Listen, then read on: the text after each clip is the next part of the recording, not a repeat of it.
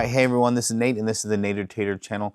I'm going to show you a really cool product here from VIGI that makes putting up a camera system in a location where you have no power and you have no internet or Wi-Fi a really easy task. And so this is a all-in-one system that's designed to go on a pole, and then it gives you both solar power, it gives you basically a 1 kilowatt hour battery pack as well, and then it gives you a mounting bracket for either like a couple cameras and or a Wi-Fi bridge. So if you do have Wi-Fi far away, it can be hundreds of feet or even actually a few kilometers in best case scenario, you can beam Wi-Fi to it, or you can use one of their cameras that has a built-in 4G cellular router and Ethernet port. So I'll talk about that in a second here, but I actually have it already set up, but I will talk about it briefly and then I'll show you how I got it set up on a light pole and what I'm going to be filming on it. And part of the thing I'm going to be filming is actually a time-lapse video. So this setup is going to be able to take pictures and do a time-lapse. And right here is a NVR, so a network video recorder. And I do plan to install this here actually probably the next week or so, but the cameras work without this as well. So they have an SD card that's built into them. And so that's where it's saving stuff right now. But as soon as I get this NVR set up, it has 8 PoE ports here, so you can plug the cameras directly into it and it'll power up the cameras if you wanted to. Then of course it has your standard outputs for putting up a monitor and a USB mouse and whatnot on it. So this will be done kind of my phase 2 of the plan. Right now I have it set up at a construction site where there is no internet right now, so I had to put internet there to get it going. But here's a couple of the cameras that I'm using on the site now. There are some things to know about the VIGI by TP-Link brand. They have a couple different lineups even under the VIGI brand, where one of them, I think like this bottom one here, is a EasyCam. Yeah, down here at the bottom, EasyCam C540S. The EasyCam ones are, I guess I'd say, cheaper. They're cheaper to buy, but then they're also cheaper built, so it's more of a plastic housing. Whereas if you get the Insight, I guess I have this one turned. Yeah, this one is a Insight S245ZI. This one has like the aluminum housing. It's a higher quality product, and this is truly commercial grade capability. And this specific one has a varifocal 3x optical zoom capability on this camera here. So I have a couple other ones that are out there as well. And what I'm going to show you is how they are set up out there on the light pole. And then what I'm going to show you next after I show you the install is the app and the interface and what I'm getting out of it. All right, so here we are out here. I have my Bobcat with a little genie lift here, and I brought it down here to the site so that I can install the camera system that we're going to use to watch over this construction site for both security, monitoring, but then also time-lapse, because I want to really have a full coverage of the build, because it'd be really cool to watch. It's going to be about a year-long project. So this light pole that I have here, I got permission from the nearby property owner that I can use it. All right, so I have my VIGI system here. This is their solar panel kit that has 2 100-watt solar panel on it. It has a bracket that goes onto a pole, and then it's got a battery system in there as well with a little solar controller.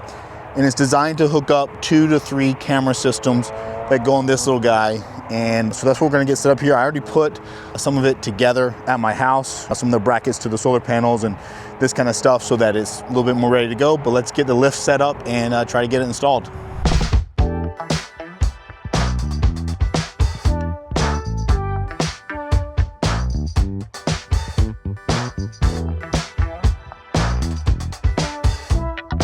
All right, so I'm up here on the tower now. I got my solar panel set up. I got the cameras on. I just hooked up the battery system here. This door opens and closes, obviously, and locks. And then inside of here, I have my batteries. I have the wires, and then you have the solar controller as well. So this shows you I have everything hooked up other than the LAN. So I don't have the Ethernet hooked up just yet, but my PV's working and my batteries are all fully charged. When they were blinking before, that was them charging up. I actually charged them up at home before I got up here. So this guy's all set to go. It's all weather sealed. It's really nicely coated. It's like powder coated. It's not regular paint. So I know it's going to hold up really well. And then the fasteners they gave me for the cameras are actually stainless steel. So I'm pretty happy with the quality of this unit here, and that should be good. That's my site. All right, so I got most of the VIGI stuff set up and installed up there on top of that light pole, and the cameras are set up. They're actually powered on. The solar is working, but I need the internet. And typically you can do a wireless point-to-point from here, which I'm gonna do later once I get a construction trailer set up on the site, or VIGI has a 4G camera that has Ethernet output designed just for this, so you can basically be self-sustaining here. But for me, I want to get internet. So what I'm going to do is I'm actually going to install a NEMA box here that I have a Chester router in here. It's a 5G router modem setup, and it's going to have Ethernet ports for me. So I'm going to have Ethernet to each camera, an Ethernet port to the battery box so I can monitor the solar. And then this obviously is going to put off Wi-Fi as well, so I can even come here and connect to it and mess with my settings. So that's how I'm going to manage that. I'm going to get this box put up there, but really this is all that is required, is what's up there currently. This extra box I'm putting up there for my own needs for temporary internet.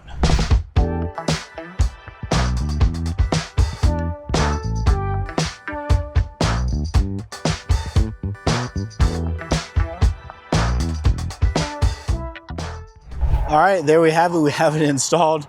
It did take a couple hours to get it all the way up there. Certainly the little lift helped. But we also had that extra box that I mentioned before for my 5G router. So that's up there. But now we have the full unit up there and installed and good to go. So we'll test out the app and mess with the settings from home remotely. And then we'll see how it does.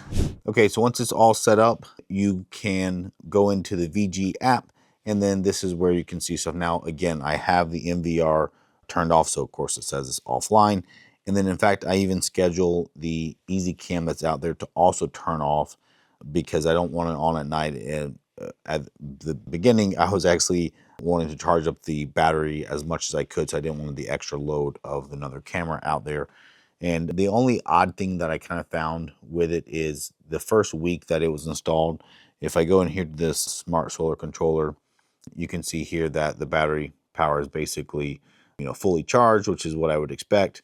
You can see that there's no charging power going on because it's nighttime right now. It's midnight, and it is sucking 9 watts of power. That's for my 5G cellular modem and router setup that I have, along with the camera that's out there that's doing, actually right now it's live streaming to YouTube, and it's doing the image capture for the time lapse. So that, that's a fully functional, and it's sending data out right now all the time. And then you can see some power statistics here.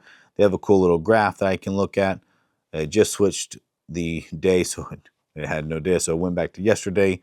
And here you can see the solar load. So, it peaked there at, of course, midday, and it was a very cloudy day, so it was not a lot of power today. But then there you can see the battery, basically stayed fully charged all day. And this is what I would expect, is that these dual 200 watt, even though I did not install them in the ideal case because they do get shading on them throughout the day, but they are facing south. So anyways, plenty of solar capability. But what I was saying was, at the beginning, it did act a little bit weird with the battery reporting throughout the day. You can see there, it kind of started out on the first day and it charged up some, and the second day went down a lot. And then it was kind of fluctuating, a little bit inconsistent. But after a couple of days of that, it's been very steady and basically staying fully charged for me, even on cloudy days here in Michigan. And then on this unit, you also have some other capabilities here. If I go into here to the settings, I can change the notifications. So if I get low battery power, low temperature, I can restart a load here. So I can actually power cycle a camera by just clicking in here and then restart, or I can rename. So here you can see I named it the internet, and so I hit restart, and that will restart the internet router. And then here we also have power supply time. So this is pretty cool because now I can power on and off my different loads if I want to, based off a schedule. And then of course firmware updates and reset, reboot, that kind of stuff. But if I go in here to the camera, this is now a live feed. Now you can change the quality of it. It just rained today, so you see a little bit of rain on the lens there. That's what's going on. But of course I can call it, I can take a snapshot, I can do video recording, I can set the little alarm thing off. But then also in here, I can go in here, all kind of different settings. So this is all your standard settings that you get with the VIGI cameras. It has detection. The one that I've been mostly using for it is the region entering and the line crossing. So I set those up so that I can get notified when someone enters the parcel or the construction zone. And then, I can have it notify me when that happens, and you can adjust all that. So I won't go into all the details of how to do that. This is the app interface. For the time-lapse one, it's actually not available through the app. I have to go to the web interface.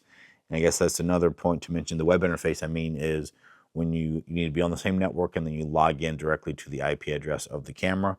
There is another web interface, that's the video management software, VMS, of the VIGI cameras that you can log into and get some other capability of controlling all this stuff. So there's multiple different ways. And then, of course, if you're hooked up to an NVR, you can change settings in the NVR screen if you have a TV hooked up to that or a monitor hooked up to that. So in here, we can look at, you can just see I have an SD card that's in there. The recording type is set up. If I click here on the detections, this is where I can change these detections. So for this line crossing, what you can see I did is I set up here is this line. So actually I technically have two lines, and then I have the direction. All right, so here I can change, if I click on this line, I can change the direction so it's this way, or I can do it this way so it's both ways. So if a person crosses either way, I can do that. I can, of course, delete it. I can add more lines. So really cool features here that I really like, because for me, this is a busy parking lot, and I've already, try to get as much of the other non-construction stuff out of the field of view, but because there is still more in there, I don't want every time a car goes by for it to detect that or to, trigger off an alert. Okay, so if I go back on Saturday and Sunday, there wasn't any activity because it's the weekend, so the crew's off. But for example, on this one, I can click on this, and this you can see there's cars driving through here. When this truck enters and crosses that line, it triggered it, and I told it to record 4 seconds beforehand or something. All right, and then here it has him leaving, and he goes back away. But that was just a quick way that I got notified, and I knew there weren't any people there. So when that alert went off, I knew to go take a quick look at it, and it's been very, very quick at giving me the alert. I've actually been very impressed with how robust it is. So overall, the system's been working. I'm very excited. What I am going to do now that we actually have a construction trailer set up is I'm going to, in fact, I'll show you here on the screen.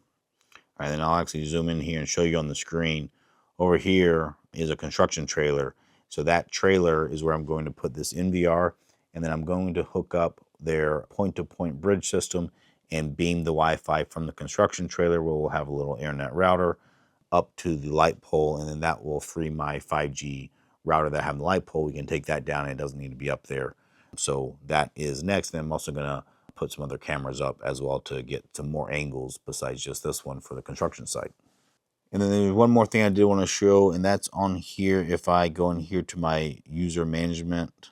All right, so here's a bunch of emails. They're blurred out because I don't want to give you all their email addresses, but you can add, I don't know how many it is. It's probably, over 100 users that you can add, and you can give them different permissions. So I can have them just be a viewer. I can have them be an admin, super admin, an operator where they could operate like pan tilt cameras, but they can't, delete the camera or delete another user type thing. So lots of ability here to control who has access to the cameras, and you can do that by site, or you can actually share specific cameras. And another thing that I have done is I've actually shared the video stream here to YouTube, so it's a live stream. So even people that, the downside to the sharing of the inside the app is that other person has to download the VG app and make a username, whereas you can stream directly from the camera, RTMP, straight to YouTube or one of your other streaming services. So I've done that with that one. And in fact, I'll put a link down below. And if you're watching this video here in 2026, that video will most likely be live streamed still while ever it's up. Eventually it will go away once the construction is done, but you can go check it out live yourself and see what you think of the quality. All right, well, I hope this video was helpful for you and you enjoyed it. If you have a question, do ask it. Like I said, I am testing this stuff out and I'm using it for my own needs. So I will be having this up and using it pretty much every day. So if you have a question, put it down in the comments below. I do read them. If you're interested in buying it, check out my links down below. I try to get discount codes for you guys as well if you can benefit from them. And then of course, hit that thumbs up button to like the video if you enjoyed it, and then consider subscribing to my channel if you want to see more stuff like this, and follow along on this project because this is going to be a really cool build. I'm super excited to see this thing get built up and see what it looks like in the end.